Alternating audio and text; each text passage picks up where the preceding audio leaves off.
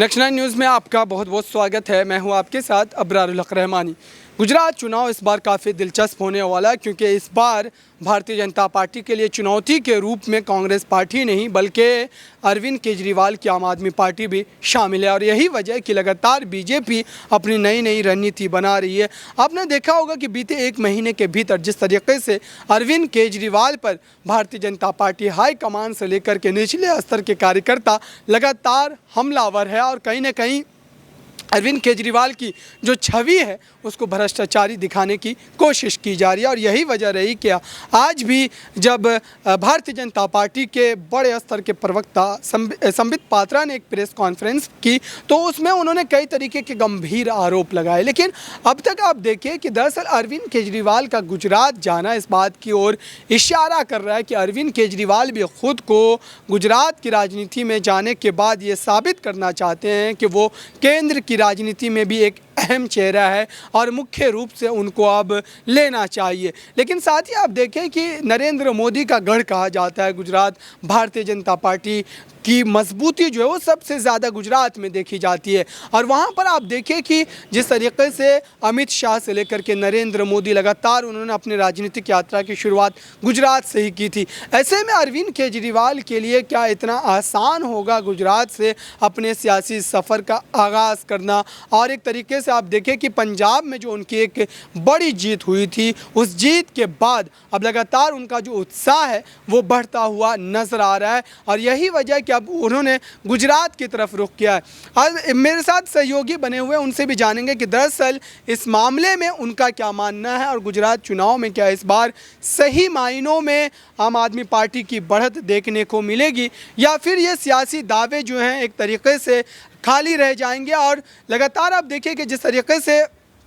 तमाम चीज़ें देखने को मिल रही है उसके बाद यही लग रहा है कि दरअसल गुजरात की सियासत में एक बात ये निकल कर के आ रही है कि आने वाले समय में अगर अरविंद केजरीवाल वहाँ पर 4-5 सीटें जीतते हुए नज़र आते हैं तो फिर उसका असर जो है केंद्र की राजनीति में भी देखने को मिलेगा। मेरे साथ बात करने के लिए साक्षी मौजूद है, उनसे जानते हैं कि दरअसल अरविंद केजरीवाल के इस रणनीति को अपनाने के बाद क्या वो सारी चीज़ें सियासत में भी तब्दील होती नजर आएगी? क्या अरविंद केजरीवाल की सभाओं में जो लोगों की भीड़ देखने को मिल रही है क्या वोट में वो परिवर्तित हो पाएगी या फिर भीड़ जो है वो सिर्फ देखने भर के लिए आ रही है मात्र और उनका वोट जो है वो भारतीय जनता पार्टी की तरफ ही जाएगा? आपका क्या कहना है? बिल्कुल, ये काफ़ी अच्छा सवाल है कि जिस तरह से सीएम अरविंद केजरीवाल की हम प्रचार प्रसार देख रहे हैं, हम जिस तरह से देख रहे हैं एक भारी रैली दिखाई दे रही है, इतनी जनता दिखाई दे रही है कि कहीं ना कहीं बीजेपी भी एक तरीके से शौक में रह जाए कि शायद यहाँ कुछ गलत ना हो जाए क्योंकि बीजेपी कुछ ज़्यादा ही श्योर है इन चीज़ों को लेकर कि नहीं सरकार तो हमारी ही रहेगी चाहे अरविंद केजरीवाल कितना प्रचार प्रसार कर ले। इससे पहले कांग्रेस भी आई थी और बारी बारी हर पार्टी आती है तो यहाँ पर थोड़ा सा डाउटफुल चीज़ें रह जाती हैं। लेकिन जिस तरह से अरविंद केजरीवाल अगर हम बताइए जितनी फैसिलिटीज़ देने की बात कर रहे हैं और जहाँ पर मुफ्त की शिक्षा की बात आए, नौकरी की बात आए तो वहाँ पर कोई ना कोई इन चीज़ों को लेकर फिसल जाता है या हर किसी को ये क्या एक सवाल मेरा आपका काउंटर क्वेश्चन ये रहेगा कि दरअसल वहाँ पर भारतीय जनता पार्टी लगातार लगभग 20-22 सालों से सरकार में, तो ऐसे में एंटी इनकम्बेंसी जो फैक्टर होता है वो बीजेपी के लिए कितना नुकसानदेह साबित हो सकता है और क्या इसका फ़ायदा सीधे तौर पर अरविंद केजरीवाल को मिलता नजर आएगा? जी देखिए, अरविंद केजरीवाल को इसका फ़ायदा लग सकता है बिल्कुल क्योंकि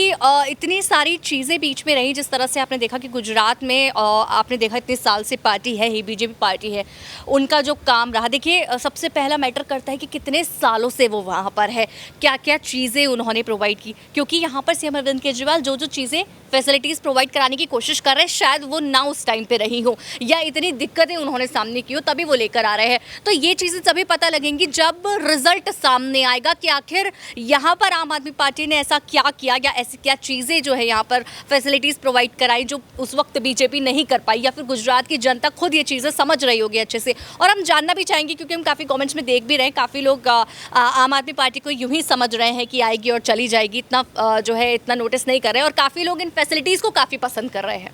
बिल्कुल ये इनकी राय थी और देखते हैं कि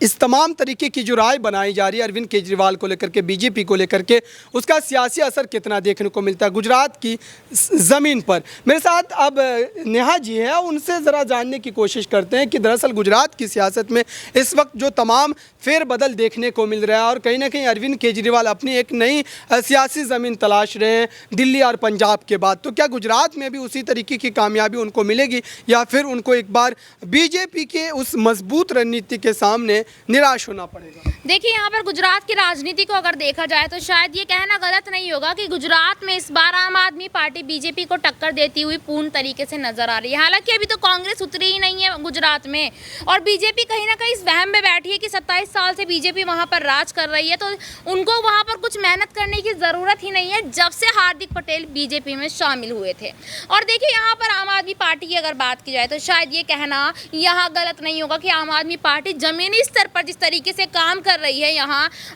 ऑटो ड्राइवर के घर जाकर जमीन पर बैठकर खाना खाना, उससे ये साफ पता चलता है कि यहाँ अरविंद केजरीवाल जो है वो जमीनी स्तर पर काम करने के लिए तैयार हो चुके हैं। जिस तरीके से दिल्ली में, उसके बाद यहाँ पंजाब में देखा गया और अब पंजाब के बाद शायद गुजरात वो जगह होगी जहाँ अरविंद केजरीवाल सत्ता में बैठ सकते। देखिए, यहाँ पर अगर एक बात समझने की कोशिश करें कि दरअसल गुजरात में आम आदमी पार्टी के लिए कोई स्थानीय चेहरा नहीं है और अगर आप देखें कि पंजाब में भी भगवंत मान वहाँ के स्थानीय चेहरा थे तो उनको लेकर के जनता जो उनकी तरफ आकर्षित हुई थी, लेकिन यहाँ पर खाली केजरीवाल के चेहरे पर क्या गुजरात की जनता भरोसा करेगी या फिर वहाँ पर क्षेत्रीय राजनीति जो काफ़ी ज़्यादा हावी है, क्योंकि वहाँ की ज़बान अलग है, कल्चर अलग है, तो इन तमाम बातों को लेकर के क्या बीजेपी जो एक तरीके का कार्ड खेलती है बाहरी का, क्या वो कार्ड खेल करके अरविंद केजरीवाल को दरकिनार किया जा सकता है, चुनाव में शिकस्त दी जा सकती है? देखिए, पंजाब की आप यहाँ जिक्र कर रहे हैं तो पंजाब में भी भगवंत मान एक नया चेहरा वहाँ पर खड़े हुए थे आके, हालांकि वो चेहरा वहीं से चुना गया था। तो देखिए, गुजरात में भी ऐसा हो सकता है कि अरविंद केजरीवाल वहाँ पर कोई नया चेहरा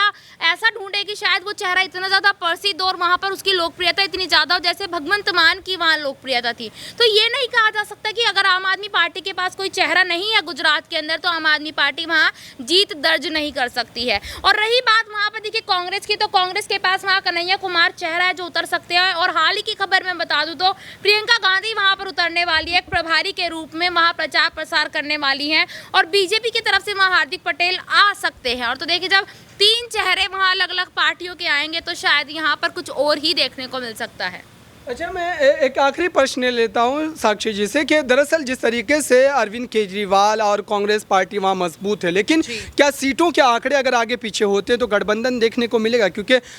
इस तरीके की भी कयास आराई की जा रही है, आपके हिसाब से क्या लगता है, क्या कांग्रेस पार्टी आम आदमी पार्टी एक साथ आ सकती है? देखिए, अभी तक कहीं से लगा नहीं कि इनके बीच यहाँ ये गठबंधन का जो है एक सहारा अपना सकते हैं, लेकिन हाँ, अगर उन्हें पार्टी मजबूत करनी है तो यहाँ पर गठबंधन अगर होता है तो एक बहुत बड़ा फायदा यहाँ कांग्रेस को और आम आदमी पार्टी को खुद हो जाएगा। लेकिन पहले आम आदमी पार्टी को ये समझना होगा कि यहाँ पर हमारी सरकार कितने भी प्रचार प्रसार हो नहीं टिक पाएगी, लेकिन अभी वो इस कॉन्फिडेंस के साथ है कि हम जिस तरह का प्रचार प्रसार कर रहे हैं हम यहाँ पर अच्छी सरकार बना लेंगे। लेकिन जब ये आभास खुद आम आदमी पार्टी को हो जाएगा कि नहीं मुश्किल है, तब शायद इस तरह का जो स्टेप है आगे वो ले सके। बिल्कुल, ये तमाम चीज़ें गुजरात चुनाव के नतीजों के आने के बाद ये समझ में आएगी कि दरअसल गुजरात की जनता किसके साथ जाना चाहती है, वो अपने मतों का इस्तेमाल किसके हित में करना चाहती है। इंतज़ार कीजिए और देखिए कि गुजरात के चुनाव में इस बार क्या सारी चीज़ें और ज़्यादा देखने को मिल सकती है, क्योंकि इस बार का गुजरात का चुनाव काफ़ी दिलचस्प होने वाला है। इस खास कार्यक्रम में इतना ही। देखते रहिए ताज़ा तरीन खबरों के लिए नेक्स्ट 9 न्यूज़ को। धन्यवाद।